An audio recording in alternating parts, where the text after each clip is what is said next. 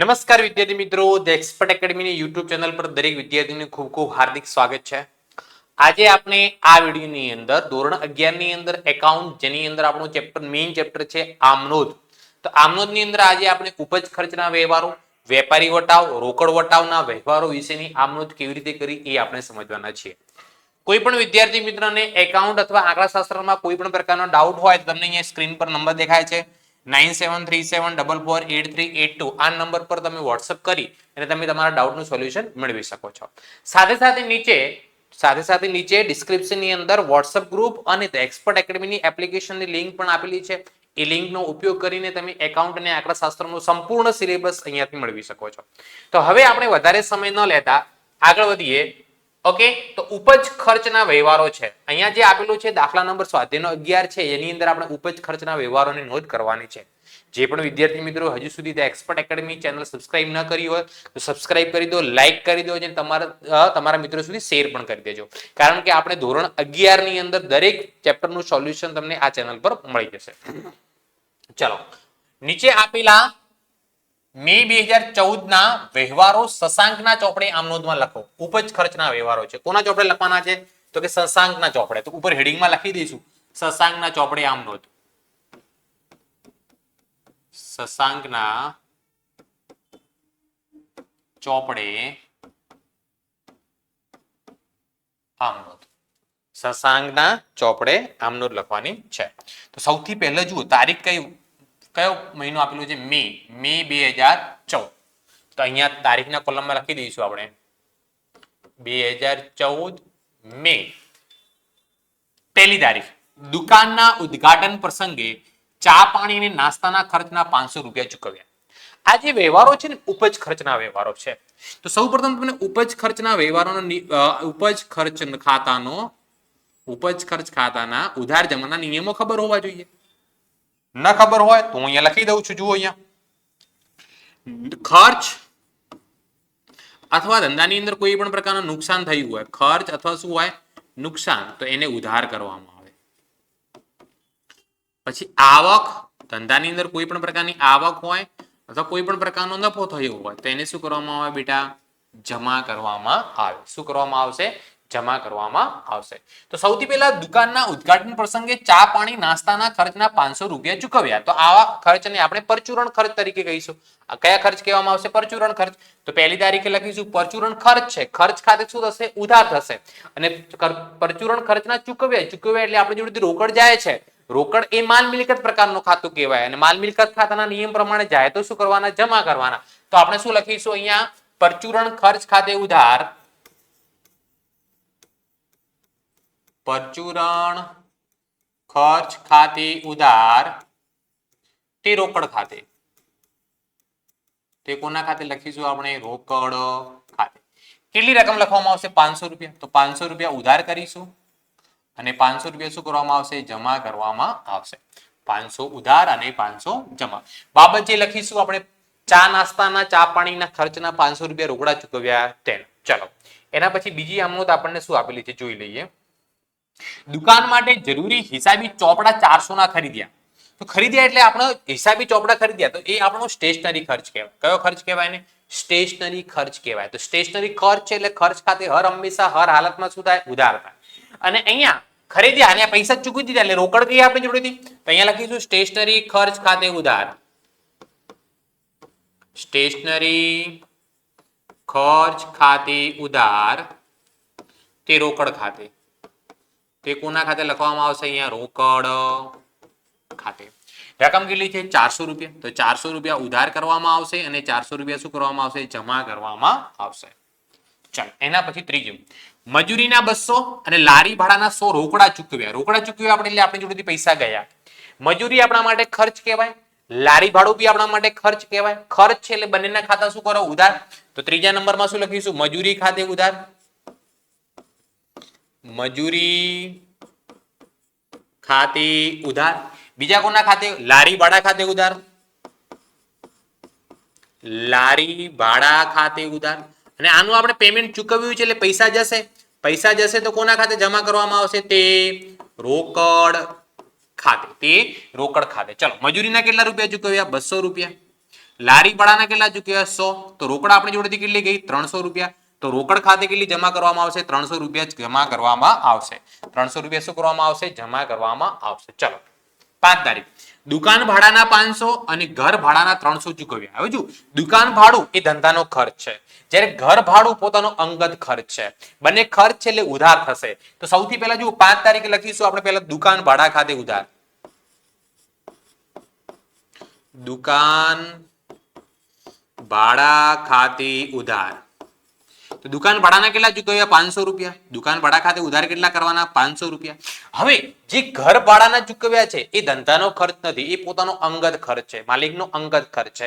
અને જ્યારે માલિકનો અંગત ખર્ચ હોય તો યુ નો વેરી વેલ ઉપાડ ખાતે ઉધાર કરવામાં આવે. કોના ખાતે ઉધાર કરવામાં ઉપાડ ખાતે, તો લખીશું અહીંયા ઉપાડ ખાતે ઉધાર.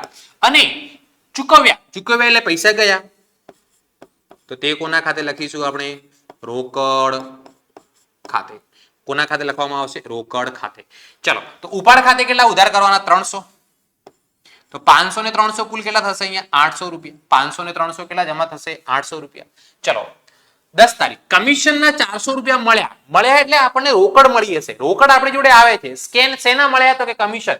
તો કમિશન આપણા માટે આવક થઈ ગઈ, કમિશન આપણા માટે શું થઈ ગઈ આવક થઈ ગઈ. અને આવક હંમેશા શું થાય જમા થાય. આવકનું ખાતું હંમેશા શું કરવામાં આવે જમા કરવામાં આવે. શું કરવામાં આવશે જમા કરવામાં આવશે. તો અહીંયા 10 તારીખના વ્યવહારની વાત કરું, આપણને કમિશનના મળ્યા, પણ કમિશનમાં શું મળ્યું હશે પૈસા મળ્યા હશે, રોકડ મળી હશે. રોકડ ધંધાની અંદર આવે છે, રોકડ એ માલ મિલકત ખાતાનો પ્રકાર છે. આવે તો શું કરવામાં આવે ઉધાર કરવામાં આવે. તો અહીંયા લખીશું રોકડ ખાતે ઉધાર, રોકડ ખાતે ઉધાર તે કમિશન ખાતે, તે કમિશન ખાતે કેટલા રૂપિયા લખીશું 400 400 અને 400 રૂપિયા લખવામાં આવશે. ચલો એના પછી નેક્સ્ટ શું છે દલાલીના 800 નો ચેક મળ્યો. હે ને પણ અહીંયા આપણી આવક છે, દલાલીના રૂપિયા 800 નું શું મળ્યો ચેક મળ્યો. ચેક મળ્યો એટલે પૈસા આવે છે, પણ એ પૈસા ક્યાં આવે છે ચેક મળ્યો એટલે બેંકમાં આવશે. ક્યાં આવશે બેંકમાં. તો બેંક લેનાર છે, બેંક બેલેન્સ આપણું વધશે એટલે બેંક ખાતે શું કરવામાં આવશે ઉધાર કરવામાં આવશે. બેંક ખાતે શું કરવામાં આવશે ઉધાર. તો અહીંયા લખીશું આપણે બેંક ખાતે ઉધાર. કોના મળ્યા બે ચેક શેનો મળ્યો શેના માટે મળ્યો કે દલાલીનો. તો દલાલી આપણા માટે આવક થઈ ગઈ, તો આવક હંમેશા જમા થાય તે દલાલી ખાતે. કેટલી રકમ લખીશું 800 રૂપિયા અને 800 રૂપિયા 800 રૂપીસ. ચલો એના પછી 15 તારીખ 15 તારીખે શું કીધું છે ગુજરાત સમાચારનું જાહેરાત બિલ 300 રૂપિયા ચૂકવ્યું. હે ને ચૂકવ્યું એટલે પૈસા આપણી જોડેથી ગયા, પૈસા ગયા એટલે રોકડ જાય છે, રોકડ જાય એટલે રોકડ ખાતે શું કરવામાં આવે જમા કરવામાં આવે. જ્યારે રોકડ ખાતે જમા થાય છે રોકડ કેમ જાય છે કે જાહેરાત બિલ ચૂકવ્યું. તો જાહેરાત એક ખર્ચ થઈ ગયો, જાહેરાત કરવા માટે આપણે એડવર્ટાઇઝ કરી છે, વેચાણ વધારવા માટે જાહેરાત કરી છે. તો જાહેરાતનો જે પણ ખર્ચ થયો કોના ખાતે કરીશું આપણે જાહેરાત ખર્ચ ખાતે ઉધાર. જાહેરાત ખર્ચ ખાતે ઉધાર તે ચૂકવ્યું પૈસા ગયા, તો તે પૈસા ગયા ચૂકવ્યું તે રોકડ ખાતે, તે કોના ખાતે લખીશું આપણે રોકડ ખાતે. તો જાહેરાતનું બિલ કેટલું ચૂકવ્યું 300 રૂપિયા. તો જાહેરાત ખર્ચ ખાતે 300 ઉધાર કરો અને અહીંયા 300 શું કરવામાં આવશે જમા કરવામાં આવશે. ચલો 15 તારીખનો વ્યવહાર થઈ ગયો. 20 તારીખ 20 તારીખે શું કહેલું છે જુઓ આપણને ઇક્વિટી શેર ડિવિડન્ડ 500 મળ્યો. હવે ઇક્વિટી શેર ડિવિડન્ડ શું કહેવાય એ તમને પહેલા સમજાવી દો. તમે કોઈ પણ કંપનીના શેર ખરીદો છો, હે ને રિલાયન્સ કંપનીના હોય કે ટાટા કંપનીના હોય કે કોઈ પણ XYZ કંપનીના ગમે તે કંપનીના તમે શેર ખરીદતા હોય, તો એ શેર જેટલા પ્રમાણમાં તમે ખરીદ્યા એ પ્રમાણમાં એ ધંધાના માલિક બની ગયા, એ કંપનીના શું તમે બની ગયા માલિક બની ગયા. તો વર્ષની અંતે જે પણ ધંધાની અંદર નફો થાય, જે પણ કંપનીની અંદર નફો થાય, એ નફામાં તમને થોડા ઘણો ભાગ મળે. જેટલા શેર ખરીદ્યા હોય એ પ્રમાણે શું મળે ભાગ મળે. તો એ આવક થઈ તમારા માટે. અને એ કઈ આવક કહેવાય ડિવિડન્ડની આવક કહેવાય. તો તમારા માટે આવક છે મળ્યું છે એટલે પૈસા આ ડિવિડન્ડની આવક રોકડમાં ના આવે, કંપની તમારા ખાતામાં જમા કરે એટલે બેંક ખાતે આવશે. કોના ખાતે આવશે બેંક. તો આ પૈસા ક્યાં આવે છે બેંકમાં આવશે. તો લખીશું બેંક ખાતે ઉધાર, બેંક ખાતે ઉધાર તે ડિવિડન્ડ ખાતે, તે કોના ખાતે લખીશું આપણે ડિવિડન્ડ ખાતે. કેટલા રૂપિયા લખીશું 500 રૂપિયા. તો 500 રૂપિયા ઉધાર કરવામાં આવશે અને 500 રૂપિયા શું કરવામાં આવશે જમા કરવામાં આવશે. ચલો એના પછી દાખલામાં શું કીધું છે નેક્સ્ટ હવાલો 24 તારીખ એસઆર કંપનીએ ડિબેન્ચરનું 1000 વ્યાજ ચેકથી ચૂકવ્યું એટલે એસઆર કંપનીએ ચૂકવ્યું છે ત્યારે શશાંકને મળ્યું હશે તો શશાંક માટે આવક થઈ ગઈ એ આવક કેવી રીતે આવી છે ચેકથી આવી છે તો શશાંકના આ ચેક પૈસા ક્યાં આવશે બેંકમાં આવશે તો 24 તારીખ લખીશું આપણે બેંક ખાતે ઉધાર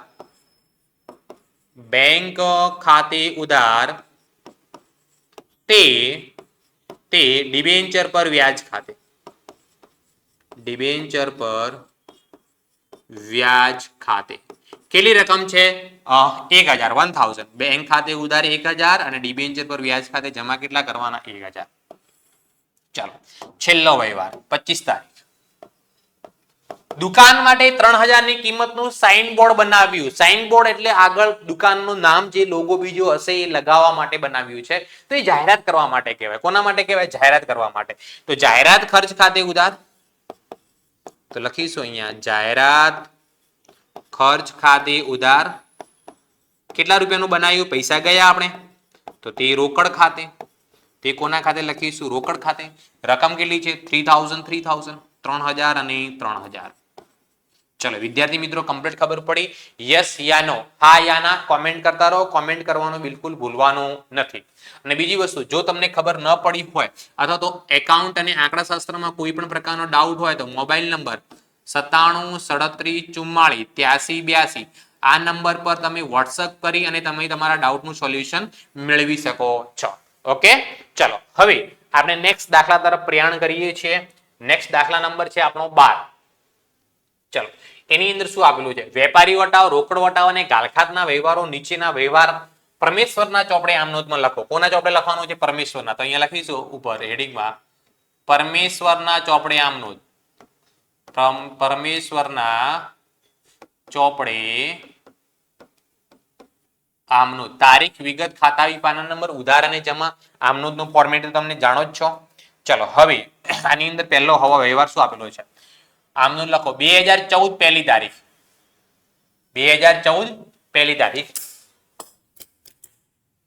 અહીંયા તારીખમાં લખીશું 2014 કોઈ પણ મહિનો આપણે અહીંયા મિસપ્રિન્ટમાં રહી ગયો એટલે જાન્યુઆરી મહિનો હું લઈ લઉં છું પહેલી તારીખ 50,000 રૂપિયા રોકડા 10,000 નો માલ સ્ટોક 15,000 ના દેવાદારો લાવી ધંધો શરૂ કર્યો આ બધી મિલકત ધંધાની અંદર આવી રહી છે મિલકત ધંધાની અંદર આવે તો આવે તો શું થાય ઉધાર થાય મિલકત રોકડ એ માલ મિલકત ખાતાનો પ્રકાર કહેવાય માલ સ્ટોક બી માલ મિલકત ખાતાનો પ્રકાર કહેવાય દેવાદારો બી એક પ્રકારની મિલકત કહેવાય આ બધું આવે છે ધંધાની અંદર આવે છે એટલે આવે તો શું થાય ઉધાર થાય સૌથી પહેલા કોના ખાતે ઉધાર લખી રોકડ ખાતે રોકડ આવે છે રોકડ ખાતે ઉધાર કેટલા રૂપિયા છે 50,000 રૂપિયા રોકડ ખાતે ઉધાર કેટલા રૂપિયા 50,000 રૂપિયા માલ સ્ટોક ખાતે ઉધાર બીજું કોના ખાતે લખીશું અહીંયા માલ સ્ટોક ખાતે ઉધાર કેટલા છે કે 10,000 10,000 રૂપીસ પછી દેવાદારો ખાતે ઉધાર લખીએ અહીંયા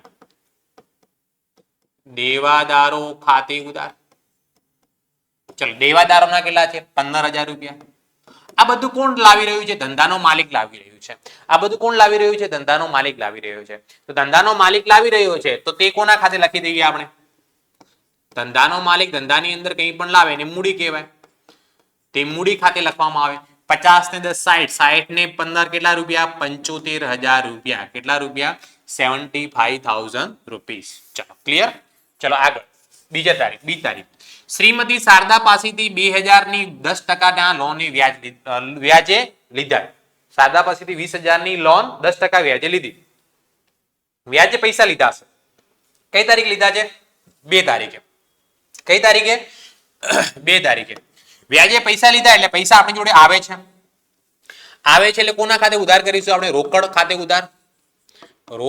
ખાતે ઉધાર કેટલા રૂપિયાની લોન લીધી છે 20,000 તો રોકડ આપણી જોડે કેટલી આવશે 20,000 કોણ આપનાર છે શ્રીમતી શારદા તો તે 10% ની શ્રીમતી શારદાની લોન ખાતે કેટલા રૂપિયા લખીશું આપણે 20,000 રૂપિયા કેટલા રૂપિયા લખવામાં આવશે 20,000 લખવામાં આવશે હે ને ચલો ત્રીજા નંબરનો વ્યવહાર છે રામેશ્વર સ્ટોર્સ માંથી 8,000 નો માલ 10% વેપારી વટાવે ખરીદ્યો ખરીદી કરી છે ખરીદી કરવાથી માલ આવે એટલે શું લખવામાં આવે ખરીદ ખાતે ઉધાર ખરીદ ખાતે ઉધાર. હવે આપણને દાખલાની અંદર કહેલું છે કે 8,000 નો માલ અને 10% વેપારી વટાવ છે. તો 8,000 ના 10% 800 થાય એટલે 8,000 માંથી 800 બાદ કરો એટલે કેટલા રૂપિયાનો માલ કહેવાય? 7200 રૂપિયાનો. આ પેમેન્ટ આપણે ચૂકવ્યું નથી, ચૂકવવાનું બાકી છે. કોને ચૂકવવાનું બાકી છે? તો કે રામેશ્વર સ્ટોર્સને. તો તે રામેશ્વર સ્ટોર્સ ખાતે લખવામાં આવશે. તે લખીશું આપણે રામેશ્વર સ્ટોર્સ ખાતે 7200 રૂપીસ. ચલો એના પછી 5 તારીખ શું કહેલું છે આપણને દાખલામાં? ગાયત્રી સ્ટોર્સને 5,000 નો માલ 10% વેપારી વટાવે વેચ્યો. વેચ્યો એટલે વેચાણ કર્યું. વેચાણ કરવાથી આપણી જોડેથી માલ જાય ને વેચાણ ખાતે હર હંમેશા હર હાલતમાં શું થાય? જમા થાય. વેચાણ ખાતે બેટા શું થાય? જમા થાય. તો આપણે વેચાણ કોને કર્યો છે? ગાયત્રી સ્ટોર્સને કર્યો છે. ગાયત્રી સ્ટોર્સે આપણને પૈસા ચૂકવ્યા નથી. ગાયત્રી સ્ટોર્સ લાભ લેનાર છે. ગાયત્રી સ્ટોર એ વ્યક્તિ ખાતું કહેવાય. કયું ખાતું કહેવાય? વ્યક્તિ ખાતું. અને વ્યક્તિ ખાતાના નિયમ પ્રમાણે લાભ લેનાર ખાતે શું કરો? ઉધાર. તો અહીંયા લખીશું ગાયત્રી સ્ટોર્સ ખાતે ઉધાર. ગાયત્રી સ્ટોર્સ ખાતે ઉધાર. કેટલા રૂપિયા? 5,000 નો માલ 10% વેપારી વટાવ હોય એની અંદરથી માઇનસ કરો એટલે કેટલા આવે? 4500 રૂપિયા આવે. 4500. તે કેમ ગાયત્રી સ્ટોર જોડેથી પૈસા લેવાના? તો કે આપણે વેચાણ કર્યું છે એટલે. તો તે કોના ખાતે લખીશું આપણે? વેચાણ ખાતે. કેટલા લખવામાં આવશે? 4500. 4500 રૂપિયા લખવામાં આવશે. કેટલા રૂપિયા? 4500 રૂપિયા. ચલો એના પછી 7 તારીખ. રાધા કિશન સ્ટોર માંથી 15,000 નો માલ 10% વેપારી વટાવે અને 10% રોકડ વટાવે ખરીદ્યો. અડધી રકમનો ચેક આપ્યો. કઈ રકમનો? અડધી રકમનો. તો અહીંયા દરેક વિદ્યાર્થીએ ખાસ ધ્યાન રાખવાનું છે. તો સૌથી પહેલા 6 તારીખ કોની જોડેથી ખરીદી કરી છે? તો ખરીદી કરી એટલે આપણે શું કરીશું? ખરીદ ખાતે ઉધાર કરવામાં આવશે. શું કરવામાં આવશે? ખરીદ ખાતે ઉધાર. તો અહીંયા લખીશું આપણે ખરીદ ખાતે ઉધાર. કોના ખાતે ઉધાર કરીશું? ખરીદ ખાતે ઉધાર. કેટલા રૂપિયાનો માલ ખરીદ્યો? 15,000 નો. 15,000 માંથી સૌ પ્રથમ 10% વેપારી વટાવ બાદ કરી દેવાનો. તો 15,000 ના 10% 1500 થાય અને 15,000 માંથી હું 1500 બાદ કરું એટલે ખરીદ ખાતે ઉધાર કેટલા આવે? 13,500 રૂપિયા આવે. તે અડધા નાણાં આપણે અડધી રકમનો ચેક આપ્યો અને અડધી રકમ રાધા કિશનને ચૂકવવાની બાકી છે. તો રાધા કિશન લાભ આપનાર છે તો રાધા કિશન ખાતે જમા કરીશું. તો તે રાધા કિશન ખાતે, રાધા કિશન સ્ટોર્સ ખાતે કેટલી રકમ? અડધી રકમ. તો 13,500 ના અડધા કેટલા થાય? તો કે 13,500 ના અડધા 6,750 રૂપિયા થશે. ઓકે, તે બાકીની રકમનો ચેક આપ્યો. ચેક આપ્યો એ કોના ખાતે લખવામાં આવશે? બેંક ખાતે લખવામાં આવશે. હવે જુઓ, જે આપણે ચેક આપ્યો છે, અડધો વ્યવહાર જે રોકડ કર્યો છે, જેટલી રકમનો રોકડ વ્યવહાર થયો હશે એટલી રકમ પર 10% રોકડ વટાવ ગણવામાં આવશે. તો અડધી રકમનો રોકડ વ્યવહાર છે તો અડધી રકમ ઉપર જ રોકડ વટાવ ગણવાનો. રોકડ વટાવ રોકડ વ્યવહાર થયો હોય તો જ ગણવાનો, નહીતર ગણવાનો નહીં. તો અહીંયા અડધી રકમ રોકડમાં વ્યવહાર થયો છે તો અડધી રકમ ઉપર 10% આપણે વટાવ ગણીશું અને ખરીદી કરતી વખતે જે વટાવ મળે એને મળેલ વટાવ કહેવાય. કયો વટાવ કહેવાય? મળેલ. એ જમા થાય તો તે લખીશું આપણે મળેલ વટાવ ખાતે. હે ને? કેટલા રૂપિયા આપણે પેમેન્ટ કરવાનું હતું? અડધી રકમ કરવાના હતા. કેટલા? 6,750. તો 6,750 ઉપર જે પેમેન્ટ ઓન ધ સ્પોટ કર્યું એના ઉપર 10% આપણને રોકડ વટાવ મળ્યું. એટલે રોકડ વટાવ કેટલા રૂપિયા જમા થશે? 675 રૂપિયા. કેટલા રૂપિયા? 675 રૂપિયા. ચલો હવે બેંકમાં કેટલા આપવાના હતા? 6,750 ચૂકવવાના હતા. એની અંદરથી 675 આપણે ઓછા ચૂકવવાના. એટલે કેટલા ચૂકવવાના થશે? 6,075. કેટલા ચૂકવવાના થશે? 6,075 ચૂકવવાના થશે. તે બેંક ખાતે જમા લખવામાં આવશે. દરેક વિદ્યાર્થી મિત્રોને કમ્પ્લીટ ખબર પડી? યસ યા નો? જો ન ખબર પડી હોય તો તમને મોબાઈલ નંબર આપી દઉં છું. Mobile number 9737448382. આ નંબર પર વોટ્સઅપ કરીને તમે તમારા ડાઉટનું સોલ્યુશન મેળવી શકો છો. સાથે સાથે નીચે ડિસ્ક્રિપ્શનની અંદર વોટ્સઅપ ગ્રુપની અને ધ એક્સપર્ટ એકેડમીના એપ્લિકેશનની લિંક પણ આપેલી છે. એ લિંકનો ઉપયોગ કરીને તમે ધ એક્સપર્ટ એકેડમી સાથે જોડાઈ શકો છો. ચલો હવે નેક્સ્ટ હવાલા તરફ જઈએ. 10 તારીખે તો આપણે પેજ 9 લઈ લઈએ. 10 તારીખ વિભૂતિ પાસેથી 5,000 નો માલ, વિભૂતિ પાસેથી 5,000 નો માલ મોકલવાનો ઓર્ડર મળ્યો. તો એ તો ઓર્ડર મળ્યો છે, it's call non economic transaction. એને આપણે શું કહીશું? બિન આર્થિક વ્યવહાર કહેવામાં આવશે. શું કહીશું આપણે? બિન આર્થિક વ્યવહાર કહેવામાં આવશે. ચલો એના પછી શું છે? નેક્સ્ટ વિભૂતિના ઓર્ડર મુજબનો માલ 10% વેપારી વટાવે મોકલ્યો, લારી ભાડાના 50 રૂપિયા રોકડા ચૂકવ્યા. એટલે આપણે મોકલ્યો છે, તો આપણે મોકલ્યો એટલે આપણે વેચાણ કર્યું છે. અને આપણે શું કર્યું છે? વેચાણ કર્યું છે. વેચાણ કર્યું, કોને વેચાણ કર્યું? વિભૂતિને વેચાણ કર્યું. તો વિભૂતિ ખાતે ઉધાર કરીશું આપણે. વિભૂતિ ખાતે ઉધાર લખીશું અહીંયા, વિભૂતિ ખાતે ઉધાર. બીજું, લારી ભાડું ખર્ચ થયો 50,000. લારી ભાડું આપણા માટે ખર્ચ છે, તો ખર્ચ ખાતું હંમેશા શું થાય? ઉધાર થાય. તો અહીંયા લખીશું લારી ભાડા ખાતે ઉધાર. લારી ભાડા ખાતે શું લખીશું? ઉધાર લખીશું અહીંયા, લારી ભાડા ખાતે ઉધાર. તે આપણે શું કર્યું છે? વેચાણ કર્યું છે, તો તે વેચાણ ખાતે જમા થશે. અને લારી ભાડાના જે રોકડા 50 રૂપિયા ચૂકવ્યા તે રોકડ ખાતે લખવાના. તો એ કોના ખાતે લખવામાં આવશે? અહીંયા રોકડ ખાતે. હવે જુઓ, આપણે વિભૂતિને કેટલાનો માલનો ઓર્ડર મળ્યો હતો? 5,000 નો. કેટલા ટકા વેપારી વટાવ આપ્યો? 10%. તો વિભૂતિ જોડેથી આપણે માલ વેચ્યો એને કેટલા લખવાના? 4,500 રૂપિયા લેવાના. કેટલા રૂપિયા? 4,500. લારી ભાડાના કેટલા ચૂકવ્યા? 50 રૂપિયા. વેચાણ કેટલાનો કહેવાય? 4,500 નો. રોકડ આપણે જોડેથી લારી ભાડાની ચૂકવી કેટલી ગઈ? 50 રૂપિયા. તો રોકડ ખાતે કેટલા જમા કર્યા? 50 રૂપિયા. વિભૂતિ ખાતે 4500 રૂપિયા, લારી ભાડા ખાતે ઉધાર 50 રૂપિયા, તે વેચાણ ખાતે 4500 અને તે રોકડ ખાતે 50 રૂપિયા. ચલો હવે આગળ શું છે? વિભૂતિ નાદાર જાહેર થતા 300 ગાલખાત પડી, બાકીની રકમનો શું મળ્યો? ચેક મળ્યો.